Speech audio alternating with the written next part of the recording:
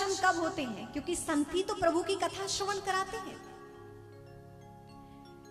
तो पुण्य पुंज बिनु मिला ही ना संता, गोस्वामी तुलसीदास जी रामचरितमानस में लिखते हैं, और हनुमान जी महाराज का कहना है कि पुण्य पुंज बिनु मिला ही ना संता, बिना पुण्य के व्यक्ति को संत नहीं मिल सकते।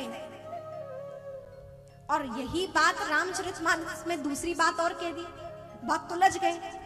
कौन सी बात कह दी? बिनु हरि कृपा मिले ही नहीं संत, कि बिना हरि की कृपा के संत नहीं मिलते हैं। तो भक्त समझ नहीं पा रहे हैं कि बिनु हरि कृपा मिले ही नहीं संता, भगवान हरि की कृपा से मिलते हैं या फिर पुण्य पुंज बिनु मिले ही नहीं संता, पुण्य की कृपा से मिलते हैं। तो भगवान हमें कैसे मिलते हैं? आप लोग क्या कहेंगे? संत किन की वजह से मिलेंगे? प्रभु की कृपा से या पुण्य की कृपा से? क्या कहते हैं आप?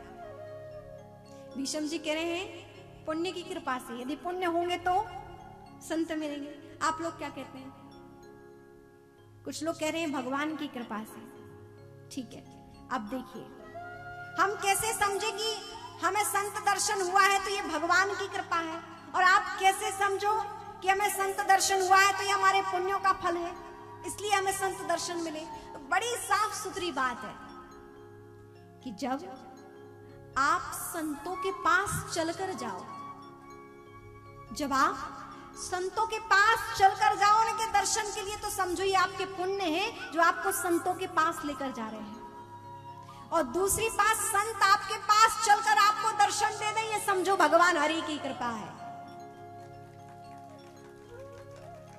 जब स्वयं संत आपके प्रांगण में आ जाएं, किसी महापुरुष के आपको दर्शन हो जाए, तो समझो ये हरि की कृपा है। और जब आप किसी के संत के दरबार में चले जाओ तो ये आपके पुण्यों का फल है।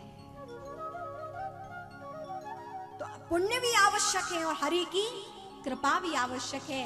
आपका संतों के द्वारे जाना भी आवश्यक है, और संत भी कृपा करके आपके द्वारे आते हैं।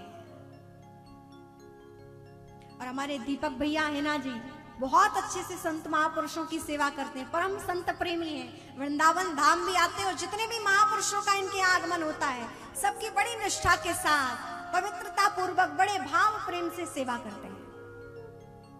संतों को आपकी व्यवस्थाएं नहीं चाहिए, संतों को आपकी सुविधाएं नहीं चाहिए। अरे सब कुछ त्याग कर ही तो वो संत बने हैं, सुख सुविधाएं सब त्याग कर वो संत बने। उन्हें चाहिए आपका मन का पवित्र भाव, आपका निश्चल प्रेम उन्हें चाहिए। और जहां संतों को निश्चल प्रेम विशुद्ध भाव मिलता है, संत सब कुछ त्याग कर उस भक्त के यहां चले आते हैं। बोलिए भक्त और भगवान की जय। तो ऐसी पुण्यदायी ये दिव्य कथा इस सत्संग से हमें मिलती है।